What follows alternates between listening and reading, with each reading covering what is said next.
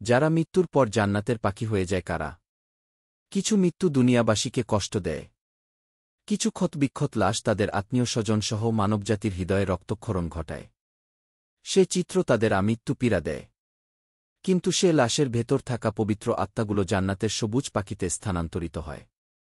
তারা জান্নাতে সবুজ পাখি হয়ে উড়ে বেড়ায়। জান্নাতের নির্মল ঝরনা ওপর দিয়ে উড়ে বেড়ায়। জান্নাতের সুস্বাদু ফলমূল থেকে তাদের রিজিকের ব্যবস্থা করা হয়। আরশে ঝোলানো সোনার ফানুসে তাদের বাসস্থান হয়। এভাবে তারা অমর হয়ে মহান আল্লাহর অগণিত নিয়ামত ভোগ করে। প্রশ্ন হল, তারা কারা যারা দুনিয়াবাসীর চোখে মৃত হলেও মূলত জীবিত? মহান আল্লাহ তাদের নিজের আরশের কাছেই রাখেন। রিজিক দান করে। যাদের ব্যাপারে মহান আল্লাহ বলেছেন যে তারা মৃত নয় বরং জীবিত। পবিত্র কোরআন হাদিসে এই প্রশ্নের উত্তর পাওয়া যায়। পবিত্র কোরআনে মহান আল্লাহ বলেন, আর যারা আল্লাহর রাস্তায় নিহত হয় তাদের মৃত বলো না, বরং তারা জীবিত কিন্তু তোমরা বোঝো না। সূরা বাকারাহ আয়াত 154। পবিত্র কোরআনের এই আয়াতে আল্লাহর রাস্তায় জীবন দেওয়া ব্যক্তিদের বিশেষ মর্যাদার কথা উল্লেখ করা হয়েছে।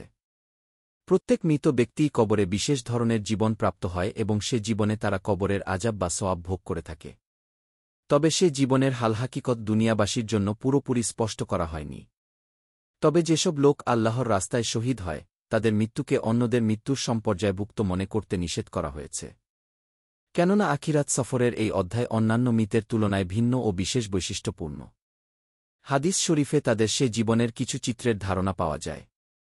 ইবনে আব্বাস রাদিয়াল্লাহু আনহু থেকে বলেন, রাসূল সাল্লাল্লাহু আলাইহি ওয়াসাল্লাম বলেছেন, উহুদ যুদ্ধের দিন যখন তোমাদের ভাইয়েরা শহীদ হয় মহান আল্লাহ তাদের রূহগুলোকে সবুজ রঙের পাখির মধ্যে স্থাপন করলেন। তারা জান্নাতের ঝরনাগুলোর উপর দিয়ে যাতায়াত করে, সেখানকার ফলমূল খায় এবং আরশের ছায়ায় ঝোলানো সোনার ফানুসে বসবাস করে। তারা যখন নিজেদের মনপুত খাবার, পানীয় ও বাসস্থান পেল, তখন বলল, কে আমাদের এ সংবাদ আমাদের ভাইদের নিকট পৌঁছে দেবে? আমরা জান্নাতে জীবিত আছি, এখানে আমাদেরকে নিয়মিত রিজিক দেওয়া হচ্ছে। এটা জানতে পারলে তারা জিহাদে অমনোযোগী হবে না এবং যুদ্ধের ব্যাপারে অলসতা করবে না। অতঃপর মহান আল্লাহ বলেন, আমি তাদের কাছে তোমাদের এ সংবাদ পৌঁছে দেব। বর্ণনাকারী বলেন, মহান আল্লাহ এ আয়াত অবতীর্ণ করলেন, যারা আল্লাহর পথে নিহত হয়েছে তোমরা তাদেরকে মৃত মনে করো না। প্রকৃতপক্ষে তারা জীবিত, তারা তাদের রবের নিকট থেকে নিয়মিত রিজিক পাচ্ছে। সূরা আলে ইমরান আয়াত 169। আবু দাউদ হাদিস 2520।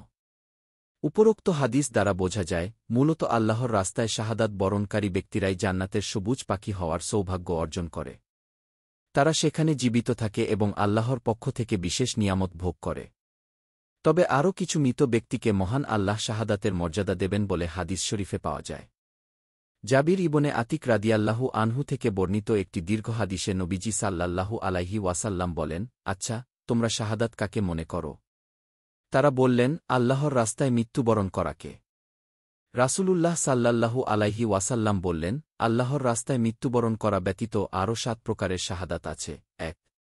প্লেগ রোগে মৃত ব্যক্তি শহীদ। 2. পেটের পীড়ায় মৃত ব্যক্তি শহীদ। 3. পানিতে ডুবে মৃত ব্যক্তি শহীদ। 4. প্রাচীর বা ঘর চাপা পড়ে মৃত ব্যক্তি শহীদ। 5. অভ্যন্তরীণ বিস্ফোরায় মৃত ব্যক্তি শহীদ। 6. অগ্নিদগ্ধে মৃত ব্যক্তি শহীদ। 7. প্রসবকালে মৃত রমণী শহীদ। নাসাই হাদিস 1846। তাই আমরা দোয়া করি, মহান আল্লাহ সকল ট্র্যাজেডিতে নিহত কোমলমতি শিশু ও অন্যদের শাহাদাতের মর্যাদা দিন এবং জান্নাতের সবুজ পাখি হিসেবে কবুল করুন। আমিন। দিন প্রচারের উদ্দেশ্যে ভিডিওটি শেয়ার করুন। লাইক, কমেন্ট, ফলো এবং চ্যানেলটি সাবস্ক্রাইব করে পাশে থাকবেন। মহান আল্লাহ আপনাকে উত্তম জায়া দান করুক। আমিন।